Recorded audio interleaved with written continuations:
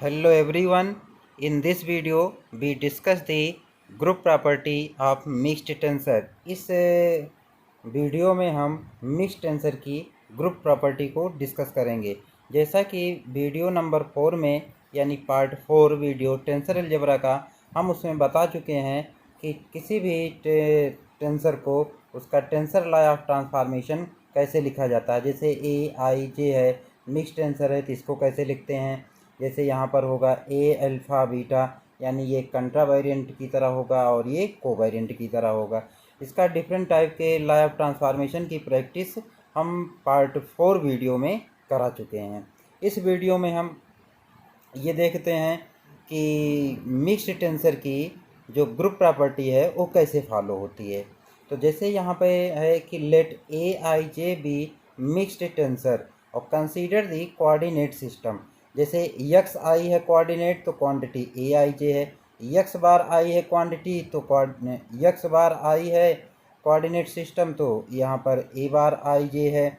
X double बार quantity है तो A double bar आई जे है। तो ये पहला कोऑर्डिनेट है, दूसरा कोऑर्डिनेट है, तीसरा कोऑर्डिनेट सिस्टम है। तो ये तीसरा कोऑर्डिनेट सिस्टम है। उसके बाद लिखते हैं हम यहाँ पर पहले कंसीडर करते हैं in case of transformation x i to x bar i, यानी हम पहले से दूसरे कोऑर्डिनेट में जा रहे हैं। तो इस कंडीशन में by tensor law of transformation ये क्वांटिटी इतनी होगी। कैसे, अल्फ़ा के रिस्पेक्ट में पी है, बीटा के रिस्पेक्ट में क्यू है, तो उस हिसाब से देखा जाए तो अल्फ़ा पी यानी ये कंट्रा वेरिएंट टाइप से लिखा जाएगा इसका पार्शियल डेरिवेटिव, और बीटा से क्यू है तो यानी इसका को वेरिएंट के टाइप से लिखा जाएगा। यानी जैसे इसका रूल है कंट्रा वेरिएंट और को वेरिएंट का, उस हिसाब से ये क्वांटिटी लिखी जाएगी।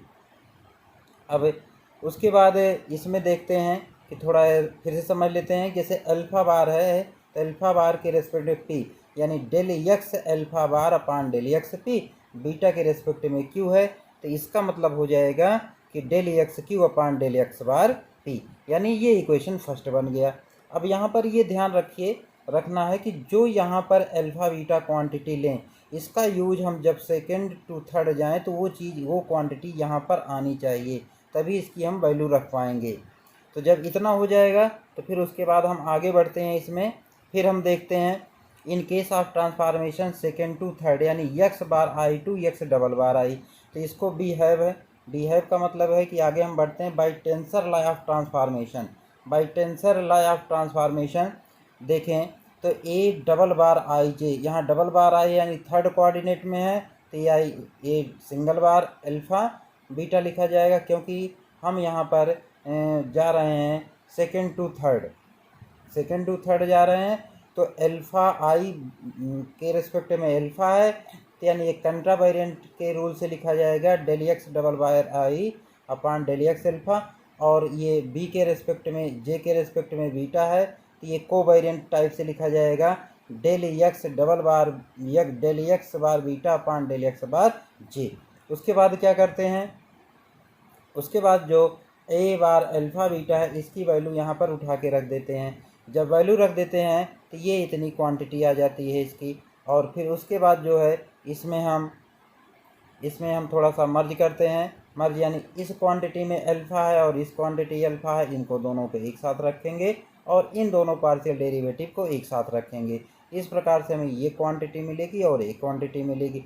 इस पहले वाले में इसमें ये अल्फ़ा से अल्फ़ा कैंसिल हो जाएगा और दूसरे वाले इसमें आपका डेल एक्स बार से डेल एक्स बार बीटा कैंसिल हो जाएगा।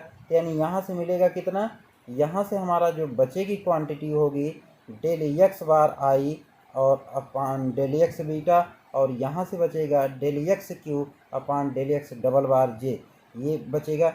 जब इसको हम एक साथ यहाँ पर लिखेंगे तो ये हो जाएगा A double bar I J बराबर होगा A P Q del X double bar I upon del X P और del X Q upon del X bar J. यानी कहने का मतलब है कि जब यहाँ पर हम जो है सेकेंड टू थर्ड जाते हैं तो हमें ये क्वांटिटी मिलती है। तो ये वही है प्रूफ, यानी this proofs that if we take the direct transformation from first to third we get the same law of transformation. कहने का मतलब हुआ कि जब हम डायरेक्ट फर्स्ट से सेकंड में गए, सेकंड से थर्ड में गए, तो यानी तो हमें जो एक्सप्रेशन ये मिला, अगर हम डायरेक्ट फर्स्ट टू थर्ड अगर जाएं तो हमें फिर भी यही सेम लॉ ऑफ ट्रांसफॉर्मेशन मिलेगा। और ये प्रूव कर रहा है ट्रांजिटिव प्रॉपर्टी। कैसे कि जैसे ट्रांजिटिव प्रॉपर्टी का मतलब यही होता है कि अगर कोई क्वांटिटी ए है, ए रिलेटेड है बी से और बी रिलेटेड है सी से, तो इसका मतलब है ए रिलेटेड होगा सी से। यही इसकी ट्रांजिटिव प्रॉपर्टी होती है। तो इस प्रकार ये थ्योरम प्रूफ हुई। इसी तरह से हम और भी थ्योरम चाहें तो प्रूफ कर सकते हैं। जैसे यहाँ पर है ए आई का कंट्रा वेरिएंट का हम प्रूफ कर सकते हैं, ए बार जे कोवेरिएंट का प्रूफ कर सकते हैं, ए बार आई जे मिक्स्ड टेंसर का प्रूफ कर सकते हैं, और ए डबल बार आई नहीं ए डबल बार यहाँ पर जैसे है ए बार आई जे को हम प्रूफ कर सकते हैं टेंशन में, ए बार आई जे को कंट्रा वेरिएंट में ये मिक्स टेंसर है रैंक 2 का, ये भी मिक्स टेंसर है रैंक 2 का। इस टाइप के हम डिफरेंट टाइप्स ऑफ थ्योरम्स को प्रूफ कर सकते हैं। तो थैंक यू फॉर वाचिंग।